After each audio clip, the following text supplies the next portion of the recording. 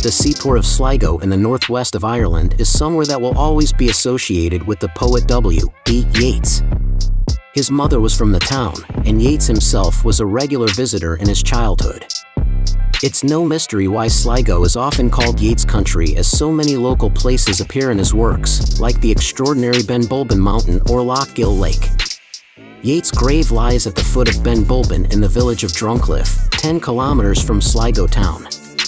Today we share the top 10 best things to do in Sligo so you can plan a trip and experience all the exciting attractions and activities this beautiful city has to offer. Starting with number 10, Carrowmore.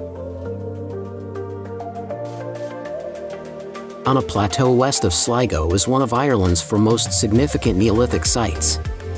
The Carrowmore Megalithic Cemetery has more than 30 cairns, the oldest of which dates back to 3700 BC, older even than Egypt's pyramids. The restored central tomb, Lough Gill, was built 5,500 years ago, and you can go inside this box-like chamber. It's the only monument at Carrowmore where Neolithic art has been found, and is also the only tomb where bodies were interred rather than cremated. At number 9 is the Benbulben. Once a large plateau, Benbulben is a 526-meter shale and limestone mountain that was hewn into its unmistakable form by Ice Age glaciers shearing through the landscape. The result is a rust-colored giant often described as Sligo's Table Mountain. Benbulben is in the Dartry Range and sits only 15 minutes from Sligo. And although photos make the peak seem unconquerable, the trail up the gentle south slope can be tackled by most walkers. At number 8, Knocknarea.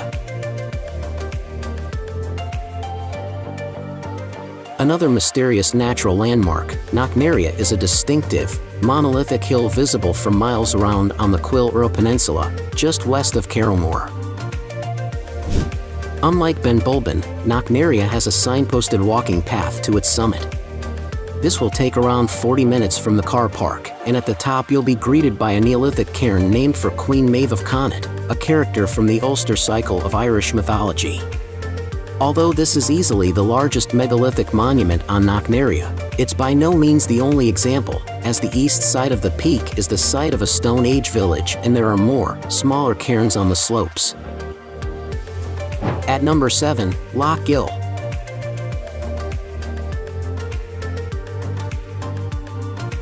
The River Garavogue, which flows through Sligo, originates at this freshwater lake a couple of kilometers east of the town. Lough Gill is 8 kilometers long and 2 kilometers wide, and its surface is flecked with densely wooded islands. By road you can take the 35-kilometer Lough Gill Tour, Blue Route, and there's a great deal to see.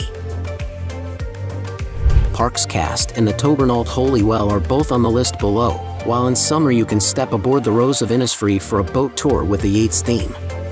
On the south shore you can get out of the car for a wander through Slish Wood, which has patches of old-growth oak forest dating back 250 years.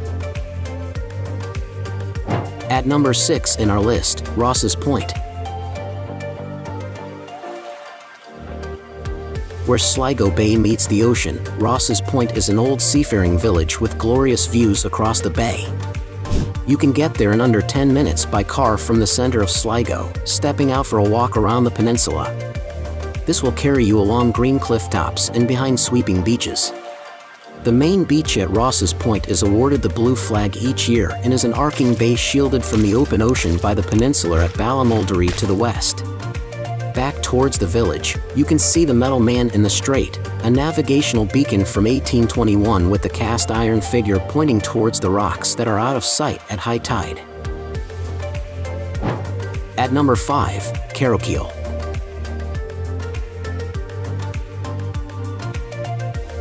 A fine partner for Carrowmore, Carrowkeel is another Neolithic cemetery dating back as far as 5,400 years. The landscape contributes a lot to the mystery and allure of this site, spread out on the northernmost summits of the Brickleave Mountains. There are 14 passage tombs to be found in the main cluster overlooking Loch Arrow to the east, and more if you set off for the hills in the west. Something curious about the site is that the tombs appear to be oriented towards Knocknarea and Carrowmore 30 kilometers to the north. At number 4, Coney Island. At the end of Sligo Bay, almost plugging the gap between Strandhill and Ross's Point, is an isle that you can walk to when the tide is out. This can be done from Cumain Strand, but if the sea is up, there's a ferry from Ross's Point. This is the place that gave the Coney Island in New York its name, and at the westernmost point of the bay is a heavenly place to watch the sunset. The island has deserted beaches on its coast, a set of star-shaped forts from the Napoleonic Wars, and bucolic countryside divided by dry stone walls.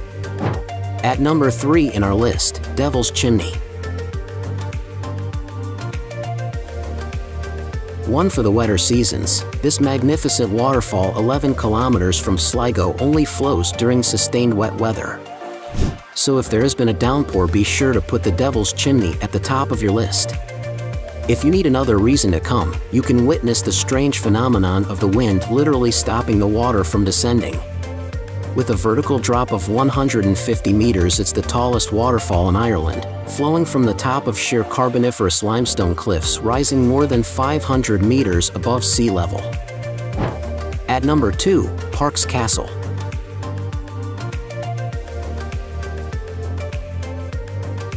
Right by the water on the east shore of Lough Gill, Parke's Castle is a fortified manor house going back to the plantation era at the beginning of the 17th century.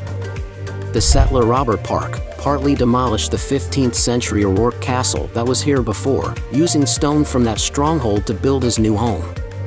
The Irish rebel Sir Brian O'Rourke had been executed in 1591 at the Tyburn Tree Gallows at the junction of the modern Edgware Road and Oxford Street in London. In summer, there are hour-long guided tours of the castle, which was restored in the 20th century, employing building techniques and materials from 400 years ago. Check out the number 1 places in our list, Sligo Abbey. Dating from 1253, this Gothic monastery appears in 2 of Yeats' short stories. 1. The Curse of the Fires and the Shadows recounts Sligo Abbey's partial destruction during the Irish Rebellion of 1641. That wasn't the only catastrophe to befall the building, as it was razed by fire in 1414, and then wrecked during the 9 Years' War 1595. The abbey has been abandoned since its last friars vacated in the 1700s, but was restored by the 2-time British Prime Minister Lord Palmerston in the 1850s. Now it's time to hear from you. What's your favorite things to do in Sligo? Is there something we missed? Let us know in the comments section below, and don't forget to give this video a like and subscribe to Greenable if you haven't already. Click the bell icon to stay updated on all our latest content.